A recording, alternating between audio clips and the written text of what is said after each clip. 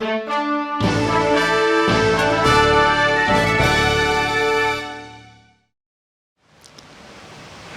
õppeaasta on kohe-kohe algamas ja me ei ole mitte asjata tulnud täna siia Tartu Ülikooli Pärnu kolledži juurde.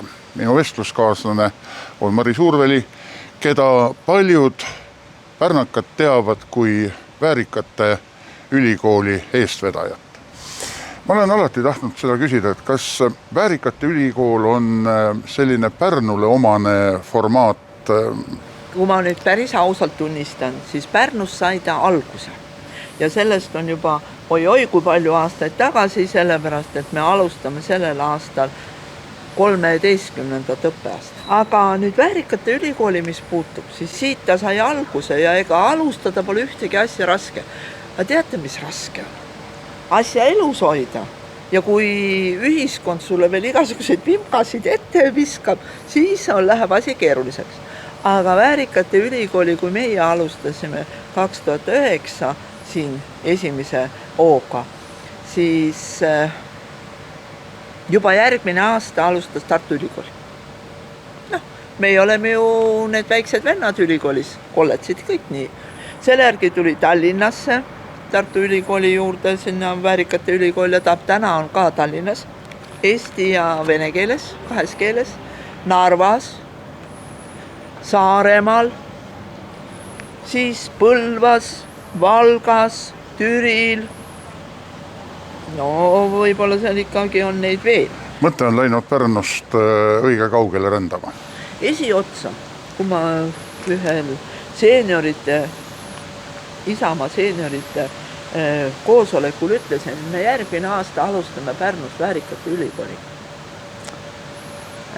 Mis te arvate? Mis siis öeldi? Ma sain ikka kõvasti rappida, mis õige mõtled Väärikate ülikool, kuidas sa seda mõõdad ja nii edasi. Ja, kes on väärikas, eks? Jah, kes on väärikas, aga kui te nüüd kuulate igapäevases meedias, kui palju kasutatakse seda sõna, aga me kõik tahame ju tegelikult olla väärikad. Õige, ja siit tuleneb järgmine küsimus. Meil räägitakse väärikast vananemisest. Kas meie eakad tunnevad, et neisse suhtakse vääriliselt? Pean tunnistama, et mitte väga, sellepärast, et siin määrab oluliselt ju võimalused ühiskonnas osaleda ja õnne ei ole rahas, aga mitu päeva sa ilma rahata õnnelik oled, vaat see on küsimus. Ja sissetulek nüüd eakatel on üsna kasi. Ja seda täna enam üles ehitada selle peale ei saa, et meil lapsed alati on valmis aitama. Neil on endal 101 küsimust, kuidas hakkama saada. Ja kas homme on veel seda head tööd, mis täna on. Nii et see on kõik erinev. Teisest küljest ma ütlen, et need teadmised ja oskused, mis on eelnevate perioodide ajal, sest reeglina ju üle 70% Väärikate ülikoolis osalejaid on 65, 75 selles vahemikus, üle 70 enamuses.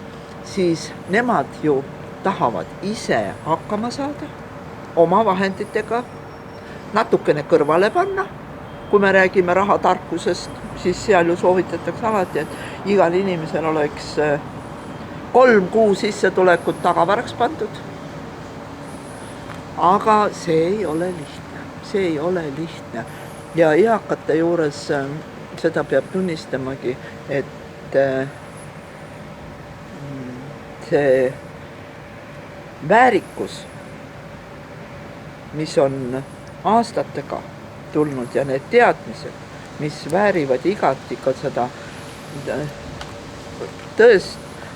tõekspidamist, siis need ühiskonnas ei ole nii tunnustatud, kahjuks.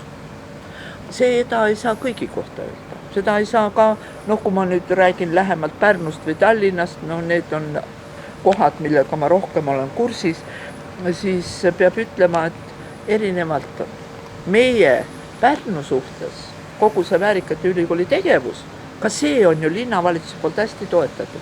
Järelikult siis seda peetakse vajalikuks. Teiselt poolt öeldes,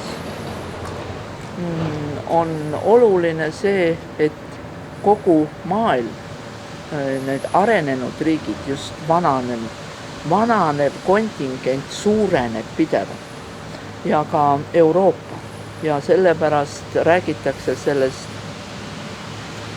hõbedasest majandusest ja meie eakad, kes siin Väärikate ülikoolis on, nendele me tõepoolest ka sellel aastal ja eelmine aasta juba algas projekt Läti-Leeduga koostöös, kus siis see hõbemajandus on käsitluses ja võimalused nendest, mida me saame kasutada. Ja meie ka oma programmides sellest räägime, et ära hoida neid hirmusid, et kui minul tuleb täna tahtmine tööle minna või oma ettevõtet teha, mis siis, et ma olen 70, siis Töötukassa seda toetab. Seal on riiklikud toetused ette nähtud. Järelikult siis riiklikult me ei ole alla surutud, aga ega kõik ennast väga hästi ei tunne.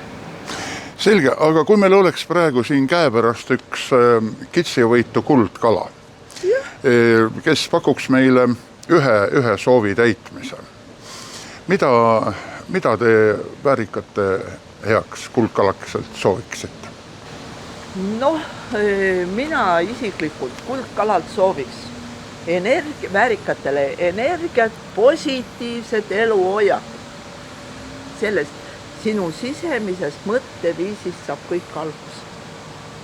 Seda sooviksin kõige rohkem ja muidugi häid kaaslasi. Nii et soove läks rohkemaks, aga midagi teha ei ole. Eks kuldkalalt sooviti ka palju ja siis pärast jäid kõigist ilma. Aitäh ja edu valimistel! Aitäh!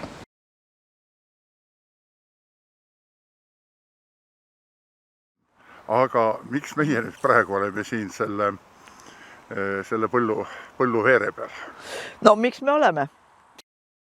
Aga siin põllu ääres me oleme sellepärast, et plaan oli nüüd Väärikate ülikoolis nii-öelda rohenäppudele pakkuda veel ühte võimalust, vaat seda võimalust siin, et ette töötleme selle põllu nii ära, et traktoriga on rohi ära ka läbi ekseldatud ja me saame mulla ja siis, kes tahab, igaüks võtab oma tüki ja teeb seal, mida ta tahab. Ernest, porgandit, salatit. Sõita siia on ju väga hea. Omapärane aianduskooperatiiv. No ütleme see ühistu, seltsing. Me ei vormista ju seda. Seltsing. Ja sõita on ju hea. Tuled number 40 bussi peale, sõidad linnuriiki ja on enne imed, linnud laulavadki. Ööbikut, siis kui on ööbiku lauluaeg, käod, kui on käo kukkumise aeg ja siin siis teed täpselt nii palju, kui sa tahad. Nii et tuleb meil see võimalus rohenäppudel tõesti näpud mullaseks teha ja maas tuleb ju energia meile, mis on väga vajalik.